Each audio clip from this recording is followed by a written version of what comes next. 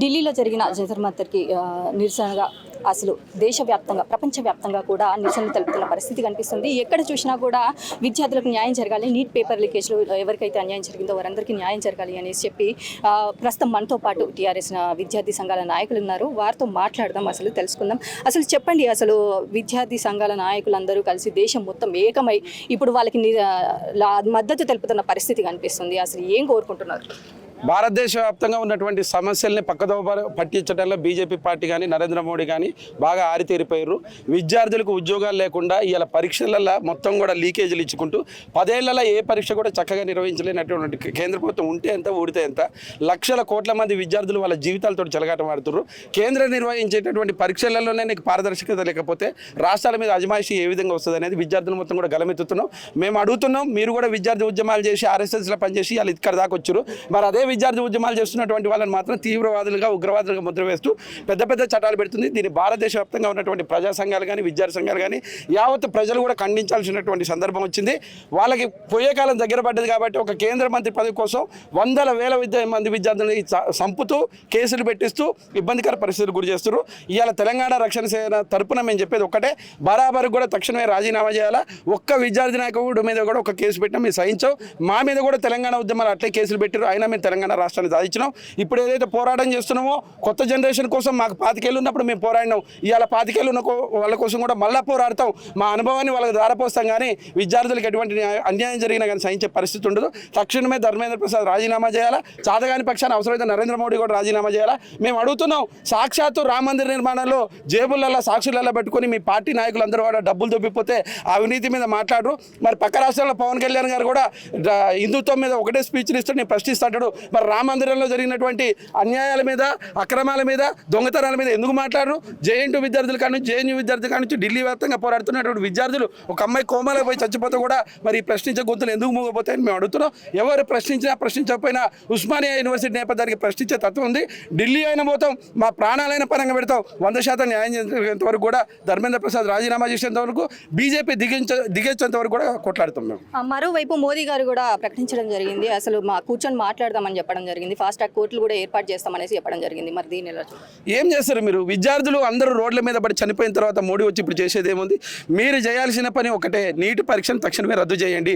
UPPSC ఏదైతే నిర్వహిస్తారో ఆ రకంగా పారదర్శకంగా విద్యార్థులకు ఏళ్ల తరబడి వాళ్ళ అమ్మా నాన్నను వాళ్ళు నెత్తురు పోసి విద్యార్థులను చదివిస్తే, ప్రశ్నపత్రం లీక్ చేస్తే ఆ చదివిన చదువుకు ఉపయోగం ఉండదు. భవిష్యత్తు తరాలు మొత్తం కూడా శూన్యం అయిపోతాయి. ఒక హైడ్రోజన్ బాంబు తయారు చేయడం కంటే కూడా ఒక నాణ్యమైన విద్య ఇవ్వకపోవడం అనేది చాలా డేంజరస్ ఈ సమాజానికి. మేము తక్షణమే చెప్తున్నాం, విద్యా వ్యవస్థను ప్రక్షాళన చేయండి. మీ వల్ల కాకపోతే మీరు పక్కకు తప్పుకోండి. మళ్ళీ ఎన్నికలు వస్తాయి, బరాబరు కూడా మిమ్మల్ని నమ్మే పరిస్థితి లేదు.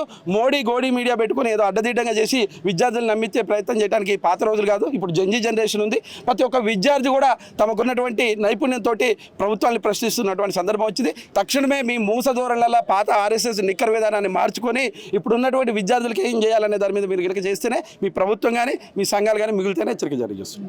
ఇంకోవైపు విద్యార్థులు ఏదైతే ఢిల్లీలో జంతర్ మంతర్ దగ్గర నిరసన చేయడం జరిగిందో, మరి దానికి యాంటీ టెర్రరిజం అని పేరు పెట్టడం జరుగుతుంది. మరి దీని మీద మీరు ఎట్లా చూస్తారు?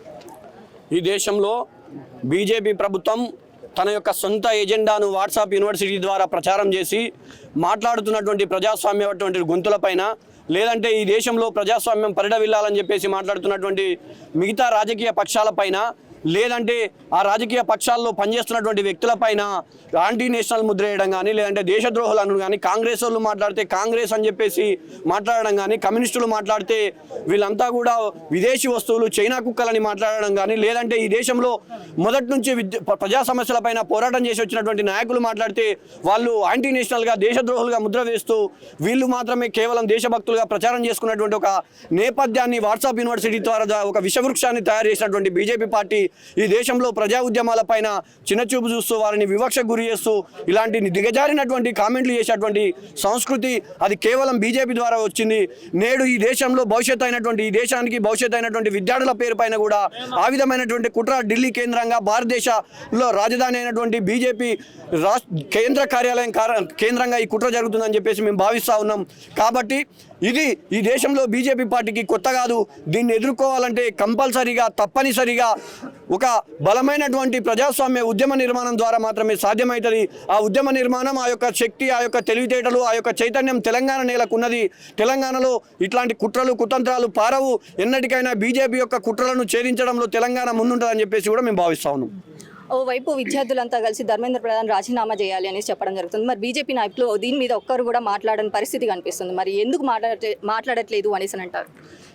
అయితే ఈ దేశంలో బీజేపీ ప్రభుత్వం అధికారంలో కొనసాగబట్టి 12.5 సంవత్సరాలు అయినప్పటికీ నీట్ పేపర్ లీకేజీల విషయంలో మాట్లాడరు, నెట్ పేపర్ లీకేజీల విషయంలో మాట్లాడరు, సిబిఎస్ఈ ఫలితాల విషయంలో మాట్లాడరు. ఎక్కడైనా 152 కుంభకోణాలు, 152 సార్లు పేపర్లు వివిధ సందర్భాలలో లీక్ అయితే ఎక్కడ కూడా బీజేపీ పార్టీ మాట్లాడినటువంటి దాఖలాలు లేవు.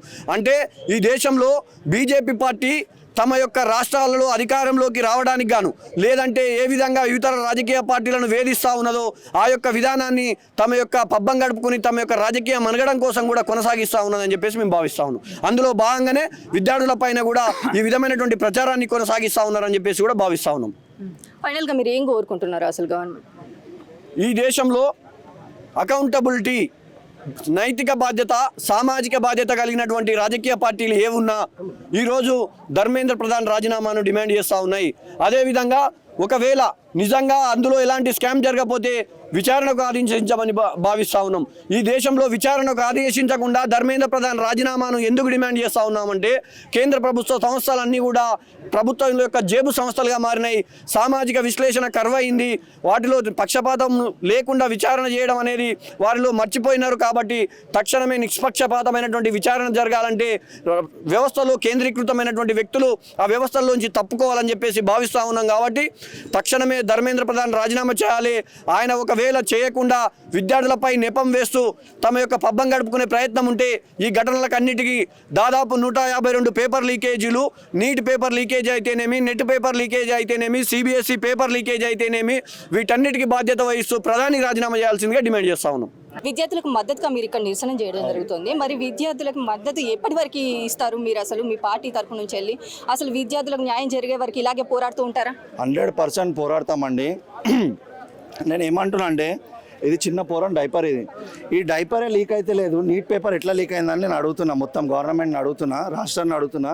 చిన్న పోరన్ క్వాలిటీ ఇంత మంచిగా ఉంది, నీట్ పేపర్ క్వాలిటీ ఏమైంది, ఎట్లా తయారు చేస్తారు, ఎందుకు లీక్ అయింది, దేనికి లీక్ అయింది, మీరు సమాధానం చెప్పాలా. ఎడ్యుకేషన్ మినిస్టర్ ఎందుకుండండి, ఏం బీకనికుండు చెప్పండి ఒక మాట. ఇంతగానము ప్రొటెస్ట్ చేస్తారు, ప్రొటెస్ట్ చేయడానికి వస్తే టెర్రరిస్టులు అంటారా, లాఠీలతో కొడతారా, నెత్తిలు వాళ్ళు దింగుతారా?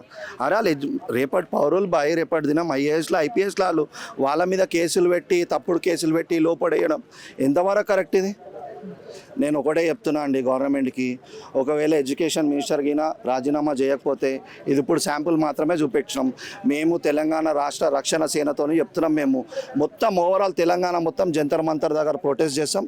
100% న్యాయమయ్యేదాకా మేము అస్సలు ఊరుకోం.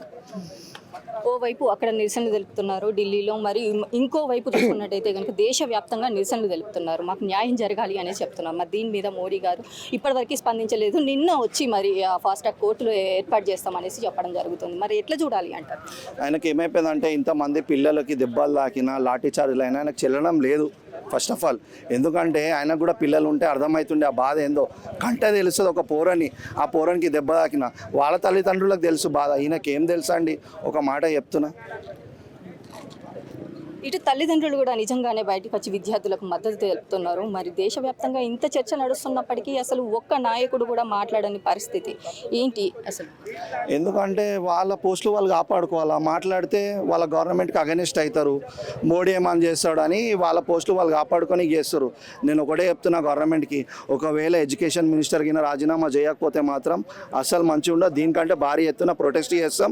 ఎవరికైతే స్టూడెంట్స్ పైన కేసులు అయినాయో అవన్నీ ఎత్తివేయాలని తెలంగాణ రక్షణ సేన నుంచి కోరుకుంటున్నామండి. Thank you so much.